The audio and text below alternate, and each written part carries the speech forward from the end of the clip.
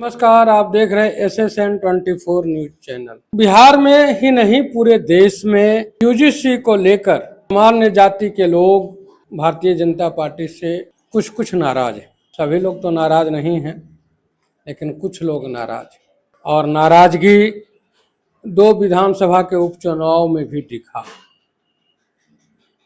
बंगाल के चुनाव में तो नहीं असर पड़ा, लेकिन उपचुनाव हुए उस पर असर पड़ा।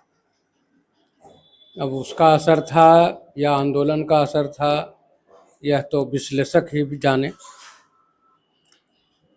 यूजीसी, SC, ST जैसे जो विवादित मुद्दे हैं उस पर हम चर्चा करेंगे और चर्चा में हमारे साथ हैं जागरूक जनता पार्टी के राष्ट्रीय अध्यक्ष डॉक्टर मिथिलेश जी। सर, आपका हमारे चैनल में स्वागत है। जी धन्यवाद। आपके दर्शकों को नमस्कार, प्रणाम। सर, भारतीय जनता पार्टी हमेशा से कहती रही कि हम हिंदुओं के लिए काम करते हैं, लेकिन जैसे ही सत्ता में आई या जब भी उसे मौका मिली तब वो हिंदुओं में जो उपजातियां हैं, जातियां हैं, उनके बीच में मतभेद कराने का काम बखूबी निभाई है। क्या कहेंगे आप इस पर? मैं तो कह रहा हूं, हिंदू के नाम पर आप आए, ठीक है, लेकिन इस देश के लिए काम करिए ना, इस देश के लोगों के लिए काम करिए ना। सरकार का मतलब क्या? पूरा का पूरा जो देश में रहने वाले लोग हैं, चाहे किसी भी जाति धर्म संप्रदाय के हों, उन सबके लिए काम करिए। सबको स्वास्थ्य, शिक्षा, रोजगार, सामान्य न्याय प्रणाली, सामान्य सुरक्षा की व्यवस्था, सब कुछ सामान्य करिए ना। भेदभाव किस बात का? लोगों को तोड़ने और जोड़ने की बात क्या? एक तरफ फेंकेंगे और दूसरे तरफ कहेंगे कि तुमको नहीं फेंकेंगे। इस तरीके की भेदभाव क्यों? एक आदमी भूखे मरेगा जाति के नाम पर और एक आदमी भरपेट खाएगा जाति के नाम पर। ऐसे संभव कैसे है? सरकार इसीलिए बनाई जाती है क्या? किसी भी शासन तंत्र का, किसी भी राजतंत्र में भी ऐसी व्यवस्था नहीं थी। प्रजा के दुख सुख में राजा जो है साथ दिया करता था, और दुराचारी अत्याचारी राजा जो होते थे, प्रजा त्राहिमाम जब होती थी तो वह अभिसत्ता से हट जाते थे। कोई दूसरा आता था, आक्रमण करता था, प्रजा वहां की साथ देती थी और स्थिति ऐसी उत्पन्न हो जाती थी कि वो राजा हार जाता था और दूसरा शासन आकर के करता था और राजा की जो विपत्ति थी उसका हरण करता था। सेम कंडीशन है इस लोकतंत्र में भी। सर, 1990 में विश्वनाथ प्रताप सिंह के साथ गठबंधन करके सरकार बनाई गई, भाजपा भी सपोर्ट की। उस समय जिस मंडल कमीशन को इंदिरा गांधी के रीजन में बनाया गया, मंडल कमीशन को इंदिरा गांधी को रिपोर्ट मिल गया और उसके बाद मंडल कमीशन के सिफारिश को VP सिंह पर दबाव डाल करके भारतीय जनता पार्टी ने लागू करवाई। एक तरफ तो लागू करवाई और दूसरे तरफ जब देखा कि किसी खास जाति बिरादरी के लोग आत्मदाह कर रहे हैं इसके विरोध में, तो वो राम रथ लेकर के आडवाणी के नेतृत्व में निकल गए। ये भारतीय जनता पार्टी की दोहरी चाल जो है वो लोग नहीं समझ पाए। देखिए, ये सत्ता मोह है, सत्ता में आने की लालच है। कुर्सी पर बैठने के लिए किसका बलि ये लोग दे देंगे ये कहना मुश्किल है। तो सत्ता मोह में जनता की हित के लिए नहीं, अपनी निजी स्वार्थ में भारतीय जनता पार्टी के लोग या कोई भी जो अभी सत्ता में बैठ करके भी बात करने वाले लोग हैं, कोई भी यह सदन में बात नहीं करता है। अभी देखिए ना, बिहार विधानसभा चल रहा था, भूमिहार ब्राह्मण, इसी पर चर्चाएं ज्यादा थी।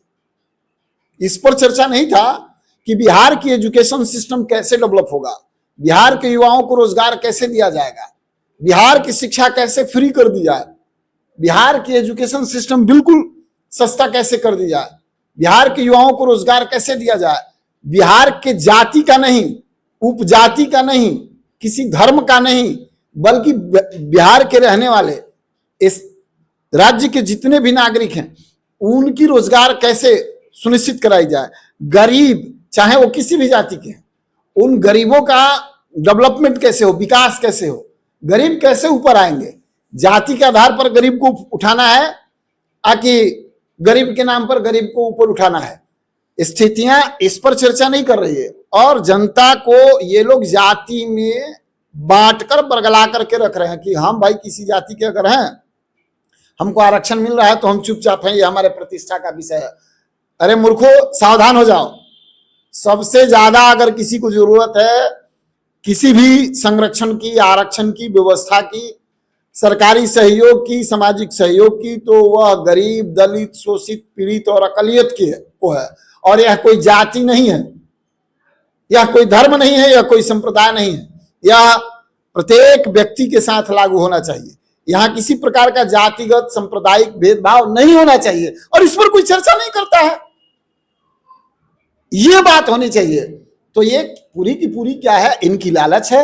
ये जनता के विकास को करना शुरू से नहीं चाहते हैं और जनता को बांट के रखें। और लालची प्रवृत्ति के नेता, लालची प्रवृत्ति के जो कुछ लोग जो मलाई खा रहे हैं जाति के नाम पर, आरक्षण लेकर के 4-4 बार 5-5 बार सांसद बन रहे हैं, बड़े बड़े पदाधिकारी बन रहे हैं, विकसित जो हो रहे हैं, उन्हीं का बच्चा जो है इस डेवलपमेंट से आगे बढ़ रहा है। तो ये सारी व्यवस्थाओं से मलाई कुछ खास लोग ही खा रहे हैं, और हमारा देश गरीब जिस तरीके से, और गरीबी की बात हो रही है, गरीब और गरीब होते गया। और इसका परिणाम ये आपको देखने को मिला कि गरीब से दलित, दलित से पीड़ित, शोषित, अकलियत, ये सारे जो है विभाजन कर दिए गए।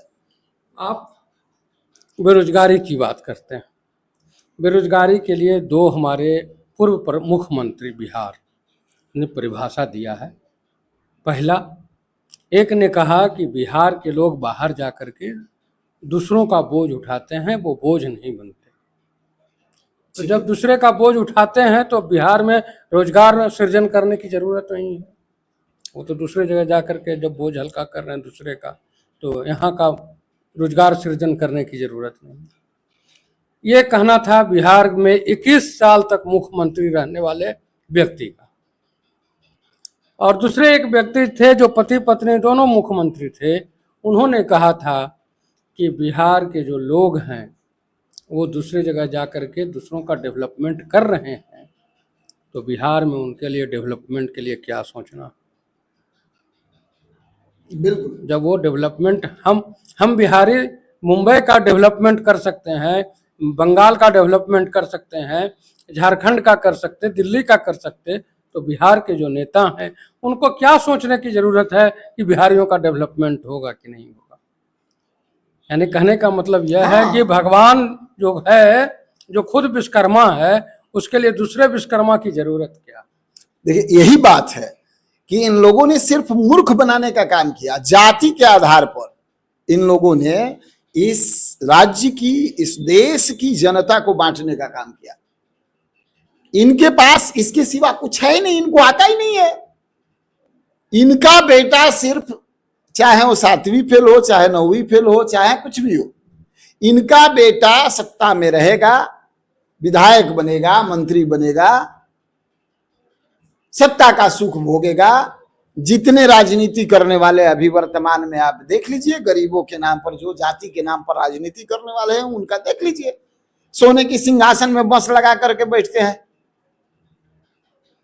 मोटी मोटी काड़ा सोने की जो है, जो अभी 1.5 लाख 2 लाख रुपए जो है 10 ग्राम हुआ है सोना, उसका काड़ा और मोटा मोटा चैन पहन के चलते हैं। 50-50 गाड़ियां लेकर के काफिला चलते हैं। वो गरीबों के नेता हैं। गरीबों के साथ किसी प्रकार का अन्याय हो गया, चाहे जाति कोई हो, तो उसकी न्याय की बात नहीं करते, उसको जातिगत रंग रूप दे करके उसको न्याय दिलाने के पहले जो है उसको बर्बाद कर देते हैं। समाज को किस तरीके से बांटा जाए, बस इन लोगों ने ये विकास नाम की जो बात है, मैंने पहले ही आपको कह दिया, डेवलपमेंट से संबंधित कंसेप्ट इन लोगों का नहीं है। इनको इस बात का डर है कि अगर कोई व्यक्ति पढ़ लेगा, कोई व्यक्ति रोजगार कर लेगा, कोई कमाने लगेगा, भूखमरी समाप्त हो जाएगी, तो ये लोग हमसे प्रश्न पूछने लगेंगे और हम उसका उत्तर नहीं दे पाएंगे और हमारी हाथ से सत्ता चली जाएगी।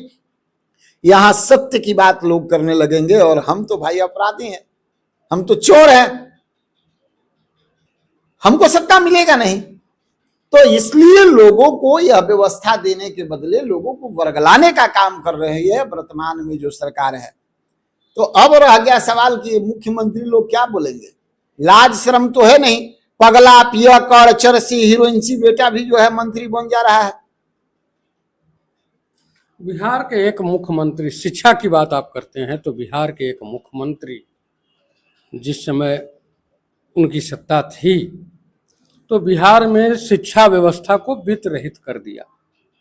हमारे शिक्षक आएंगे, बच्चों को पढ़ाएंगे, लेकिन उन्हें कोई सहयोग राशि नहीं मिलेगी। पढ़ाएं फ्री में। और उस शिक्षा व्यवस्था से, वित्त रहित शिक्षा व्यवस्था से जो लोग पढ़ रहे थे उसमें शिक्षित करने में 75% सहयोग था, यानी 75% वही विद्यालय बच्चों को साक्षर या शिक्षित कर रहे थे जो वित्त रहित थे। उसके बावजूद भी उन विद्यालय के शिक्षकों को या शिक्षकेतर कर्मचारियों को, या वो चपरासी हो, मास्टर हो, अध्यापक हो, प्रधानाध्यापक हो, उन्हें सरकार कोई सहयोग नहीं देती थी। क्यों भाई? तो ये वित्त रहित साइड से हैं। क्या बिहार और उत्तर प्रदेश के बाहर भी वित्त रहित शिक्षा संस्थान की व्यवस्था है? नहीं, वही तो मैं बोल रहा हूं कि पूरे बिहार और देश की बात छोड़ दीजिए, विदेश में 90% वैसे देश हैं, 90% वैसे देश हैं कि यहाँ की जो टॉप क्लास की प्राइवेट स्कूल है उससे कम से कम 4 गुना बेहतर एजुकेशन और 100% फ्री एजुकेशन। इसमें कहीं से कोई पैसा, ना किताब का पैसा लगना, ना शिक्षक का पैसा लगना, ना स्कूलिंग की व्यवस्था की पैसा लगना, ये सारे विदेश में है। तो इस भारत में क्यों नहीं हो सकता है? जिससे डेवलपमेंट होनी है, जिससे इस देश को विकसित होना है, जिस देश के लोगों को आगे बढ़ना है, इस व्यवस्था पर जो है आपने आर्थिक बोझ क्यों दे रखा है भाई? इसका मतलब ये क्लियर है कि आप चाहते हैं कि इस देश के लोग सिर्फ शब्दों का ज्ञान ले लें, अक्षर का ज्ञान ले लें, बाद बाकी वो उनके पास ढंग की ना कोई स्किल हो, ना उसकी कोई डेवलपमेंट हो, सही तरीके की शिक्षा ये नहीं ले पाए। और यही रणनीति के तहत ये सोची समझी एक रंजिश है, इस देश के लोगों को हिडन गुलाम बनाया जा रहा है। बिहार के जो लोग पलायन करके बाहर जाते हैं, पलायन नहीं करते हैं, वो जा करके दूसरे का बोझ को हल्का करते हैं, दूसरे को बोझ को हल्का करने जाते हैं। कभी अपने बेटे, ये नीतीश कुमार का कहना है।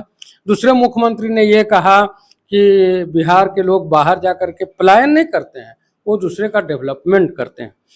तो बोझ हल्का करने वाला और डेवलपमेंट करने वाला जो मजदूर जब गोली खाता है बाहर में, दिल्ली में, मुंबई में, और गाली खाता है, तो बिहार के एक पूर्व मुख्यमंत्री यह कहते हैं कि मारा गया तो मारा गया, बहुत अच्छा हुआ। क्या बिहार में अगर डेवलपमेंट की बात होती तो वो लोग मारे जाते? बिल्कुल नहीं मारे जाते। और जो मुख्यमंत्री की बात करें, जीतन राम मांझी बोले थे, और इस तरीके का वो डायलॉग बोलते रहते हैं, चूंकि उस व्यक्ति को अपना बेटा, अपना समधीन, अपना बेटी, ये सब विधायक सांसद चाहिए। अरे कभी तुम भी जाओ ना, वो तो अपने सौतेला बेटा को मंत्री बना, अपने वही बोल रहे हैं कि तुम भी जाओ ना, अपने बेटे को भेजो ना कभी दूसरे का बोझ हल्का करने के लिए। औकात समझ में आ जाएगी। एक प्रशासन के लोगों ने समधिन को थोड़ा सा डिटेन का कर दिया था, पूरा सर पे पहाड़ उठा लिया था, पूरा बिहार को उठा लिया था। अरे वो मूर्ख है, उसके बारे में क्या बात करिएगा। और उसके साथ साथ बिहार की जो जनता है उनको भी जगने की जरूरत है। अब आरक्षण हटाने की जरूरत है, तब जाकर के इस राज्य से, इस देश से गरीबी मिटेगी। क्योंकि ये लोग गरीबों को आगे नहीं बढ़ने देंगे। गरीबों को डेवलपमेंट की बात, अब इस देश में किस तरीके की मतलब डेवलपमेंट की बात करें, क्या मतलब दायरा फिक्स कर लिया है। प्रधानमंत्री अपने आप को अति पिछड़ा कहते ही हैं, उस श्रेणी में है भी। मुख्यमंत्री कई एक बने इसमें, और राष्ट्रपति जो है वो किस श्रेणी में है। अब कहां ये लोग पीछे है, कहां पीछे, कभी नहीं पीछे रहा। देखिए यहाँ हम थोड़ा ये करेंगे, जिसके दादा आरक्षण लेकर के मास्टर हो गए, दादा के जो बेटा हुआ वो भी आरक्षण लेकर के मास्टर हो गया, पोता आरक्षण लेकर डीएम हो गया, उसके बाद भी जो मास्टर थे दादाजी, उनके परपोता जो हुआ वो आज भी पिछड़ा और दलित ही है सर। तो आप तो एक कोई राष्ट्रपति बना, उससे कितना विकास। एग्जाम्पल मैंने दिया कि शीर्ष स्तर पर पहुंचा ना, मैंने सिर्फ एग्जाम्पल दिया। मैंने क्या कहा? एग्जाम्पल दिया सिर्फ। अब मानकता क्या है भाई तुम्हारी? तुम सभी जगह पर पहुंचे हो, आईएएस हो, आईपीएस हो, बीडीओ हो, सीओ हो, चपरासी हो, क्लर्क हो, मैनेजर हो, सभी जगह पर पहुंचे हो भाई। अब रह गया सवाल कि तुम जब पहुंचे हो तो अब अपने समाज के जो गरीब लोग हैं उनका डेवलपमेंट कब करोगे? छोड़ो जगह। और अब जरूरत है, इस समय का मांग है कि ये लोग से ऐसा, ये जो मलाई अकेले खा रहे हैं अपने समाज के, अपने जाति के नाम पर, उनकी जो प्रॉपर्टी है उसको लूट करके ये बैठे हुए हैं। अब ये नहीं चलेगा, अब आरक्षण हटाना पड़ेगा और गरीबी के नाम पर सारी आरक्षण देनी होगी। गरीबी के नाम पर, चाहे हो किसी भी, तभी डेवलपमेंट होगा। नहीं तो जाति के आधार पर डेवलपमेंट आप नहीं कर पाइएगा। और इसके लिए जो शायद लोगों को पता नहीं होगा, बहुत सारे वैसे नेता हैं कि कल्प क्या होता है और कितने कल्प में इस सृष्टि का नाश हो जाता है। ये शास्त्र में लिखा हुआ है, ये पुराण की बातें हैं। कल्प क्या होता है? उतना, माने एक बार 4 कल्प के बाद में पृथ्वी विध्वंस हो जाती है। इतना करने के बाद में भी इन लोगों का डेवलपमेंट नहीं होगा जाति के आधार पर। इसलिए अब आरक्षण को हटाना होगा और यूजीसी जैसे बिल ला करके फिर समाज को बांटने का प्रयास किया कि आपस में लड़ो। मैं अपील करता हूं भारत के सभी नागरिकों को, किसी भी जाति, धर्म, संप्रदाय, देखिए किसी भी जाति से हम लोगों को कोई द्वेष नहीं है। हम सभी जाति धर्म के लोगों का सम्मान करते हैं, उनकी मान सम्मान है। मानवता के लिए आपस में जब हम लोग लड़ेंगे नहीं, आपस में एक दूसरे के विकास से संबंधित बात करेंगे, सबको बराबर न्याय की बात करेंगे, सम्मान की बात करेंगे, तो ही हम सब सुरक्षित होंगे, हम सब आगे बढ़ पाएंगे, हमारी डेवलपमेंट हो पाएगी। और इसके लिए आप सबको भी आवाज देना होगा। आरक्षण हटाओ, देश बचाओ, और ये विशेषाधिकार यूजीसी हटाओ और देश बचाओ। एसी एसटी एक्ट हटाओ और देश को बचाओ। एक सूत्र में बटो, एक सूत्र में रहो, बटो नहीं। बटोगे तो कटोगे। उनका डायलॉग उन पर मारो। और किसी भी प्रकार का कोई भी जातिगत आरक्षण, संरक्षण और विशेषाधिकार नहीं। और कोई भी अपराध करता है किसी भी जाति, धर्म, संप्रदाय के लोग, तो कोई भी अगर अपराध करता है तो उस अपराधी की जांच प्रॉपर वे में करा करके उसे न्याय संहिता के तहत दंड दिलवाइए। यही इस देश की मूल रूप से खूबसूरती रही है। और इस खूबसूरती को लोकतंत्र आने के बाद आरक्षण और स्पेशल जो है एक्ट दे करके बर्बाद कर दिया गया था। और उसका परिणाम हम लोग आपस में भुगत रहे हैं। और सत्ता जो है बदल तो रही है, लेकिन व्यवस्थाएं नहीं बदल पा रही है। वही व्यवस्थाओं को लेकर के हम लोग चल रहे हैं। इसलिए इसको तोड़ना होगा, छोड़ना होगा, हटाना होगा और देश में शांति बहाल करनी होगी। बिहार के एक मुख्यमंत्री जब आम आदमी अपना जमीन देकर, अपना बिल्डिंग बनाकर शिक्षा व्यवस्था को मजबूत करने के लिए आगे बढ़ा, तो उस शिक्षा व्यवस्था को मुख्यमंत्री महोदय ने वित्त रहित व्यवस्था कर दी। उनके जाने के बाद जब दूसरा मुख्यमंत्री बना तो उसने कहा कि बिहार में डेवलपमेंट की जरूरत क्या है, बिहार के लोग दूसरे राज्य का डेवलपमेंट करते हैं, तो बिहारियों का डेवलपमेंट से क्या लेना देना।